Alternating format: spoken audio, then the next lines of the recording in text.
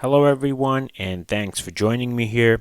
In this video we're going to talk about uniform distribution, and after that we will be talking about normal distribution, and specifically we'll learn how to apply uniform probability distribution, and then we'll get to know normal probability density function as well as computing probabilities associated with normal random variables. And you can learn about these topics in sections 4.4 and 4.5 of the textbook. Let's get started with uniform random variable. And as you probably remember from discrete random variables, uniform random variable, the main characteristic is that all values in the range are equally likely, right? So for a uniform random variable, you have a range, and the range has a starting point A and ending point B, and any value within that range has the same probability. And in fact, that probability is 1 divided by B minus A. So let's think of a random variable with the range of 50 to, let's say, 120. Let's call that random variable X. And the probability of any value between these two values is 1 over B minus A, which in this case would be 1 over 70. And that is because we want to have the area under this PDF curve to be equal to 1, right? Because here is 70 times 1 over 70 is 1, which represents the entire sample space, 100%. The CDF, cumulative distribution function of uniform random variable, is here, and that is very useful when you're calculating cumulative probabilities. In a generic form, probability of X less than any number.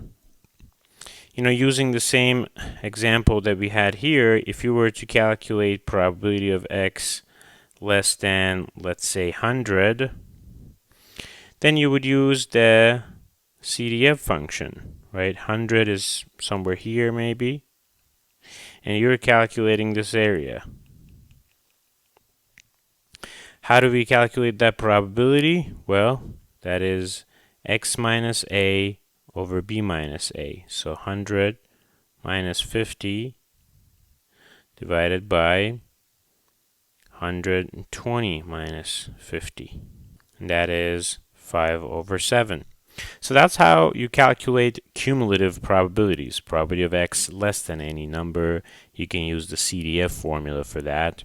To calculate the mean and variance of uniform random variable, they're all functions of A and B. So as long as you have that range for that uniform random variable, you can calculate the average and the variance. Let's take a look at one example which we had before. And this example introduces a random variable X, which denotes the magnitude of a force applied to a steel beam. And the force is measured in Newton. The probability distribution of X is such that its probability density function is here. And here you can see that the probability density function indicates that this is a uniform random variable.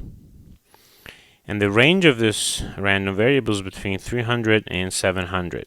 So if you were to sketch this PDF function, the range is between 300 and 700, and it's uniformly distributed. This is the PDF function. So that is at 1 over 400, or 0.0025 that is given to us. And it's uniformly distributed in that range. So that's the PDF function that we have. Part A of this problem asks us to find the probability that the force applied to beam is greater than 600. So 600 maybe is somewhere here, and we want to calculate this probability.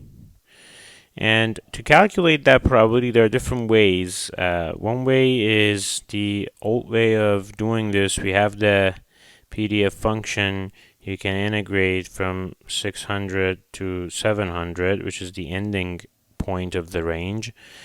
on 0.0025 d of x, and you will get 1/4 or 25%.